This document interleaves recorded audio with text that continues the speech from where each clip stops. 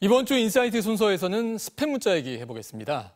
좋은 종목 알려준다, 도박하기 좋은 사이트 있다, 이런 쓸모없는 문자가 쏟아져서 짜증이 좀 나잖아요. 최근에 이게 크게 늘어난 원인 어디 있는지 이 문제 취재했던 문다영 기자와 이야기 나눠보겠습니다. 자, 문 기자 나왔어요. 네.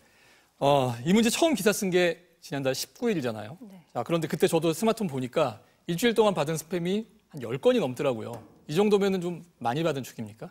그렇지 않습니다. 하루에 적게는 5통, 많게는 10통 받았다. 그래서 업무에 지장이 있다. 네. 이렇게 말하는 시민들 상당히 많았습니다. 그렇죠. 예, 올해 1월부터 5월까지 월 평균 스팸 신고 수가 약 3,370만 건입니다.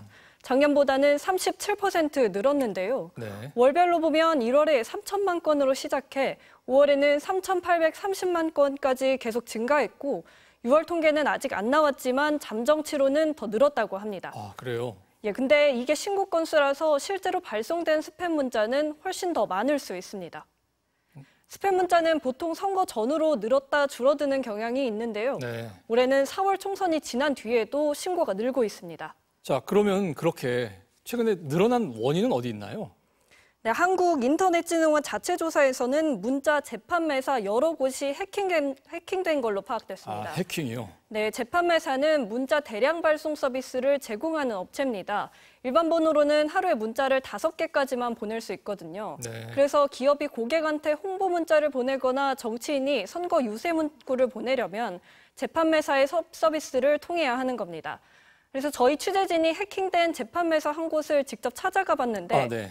해커들이 이 업체 시스템에 침투해서 5월부터 스팸 문자를 대량 발송한 걸 확인할 수 있었습니다. 이 업체와 같은 시스템을 사용하는 다른 업체들도 함께 해킹 공격을 받았는데요. 해킹만으로는 설명되지 않을 정도로 스팸 발송 규모가 큰 상황입니다. 그러게요. 이 스팸 받았을 때 스쳐가는 생각 중에 하나가 이거 혹시 내 정보가 어디선가 유출된 것 아닌가 이런 걱정 아니에요? 보안업계에서는 이미 유출된 개인정보가 많고 다크웹에서 쉽게 거래되고 있다고 설명합니다. 하지만 최근에 스팸이 급증한 만큼 조직적인 대규모 해킹 같은 게 있었던 건 아닌지 규명할 필요가 있어 보입니다. 네. 업계에선 불법 스팸업자를 차단하기 위한 제도 강화가 일부 영향을 미쳤을 거라 보기도 합니다. 8월부터는 정식 투자 자문업자가 아니면 주식 리딩방을 운영할 수 없게 되는데요. 그전까지 리딩방 고객을 끌어들이려고 문자를 대량으로 보내는 거 아니냐는 겁니다.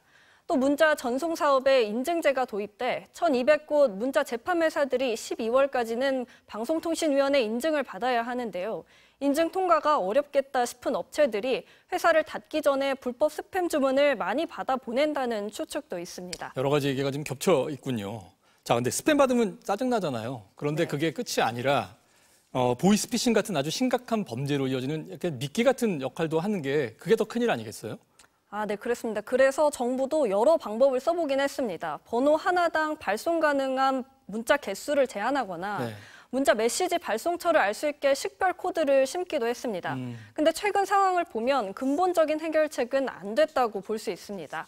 스팸 관련 업무가 여러 기관에 흩어져 있어 신속하고 체계적인 대응이 힘들다는 지적이 나옵니다. 재판매사 등록은 과기정통부, 스팸 문자 대응은 방통위, 리딩방 단속은 금감원, 수사는 경찰이 하고 있습니다. 네. 불법 스팸을 보낸 사업자는 걸려도 최대 3천만 원의 과태료 처분에 그쳐 처벌 기준이 너무 낮다는 문제도 있습니다. 네. 그런 문제까지 다 지금 이번에 해결이 됐으면 좋겠네요. 네. 문다영 기자 잘 들었습니다. 예, 감사합니다.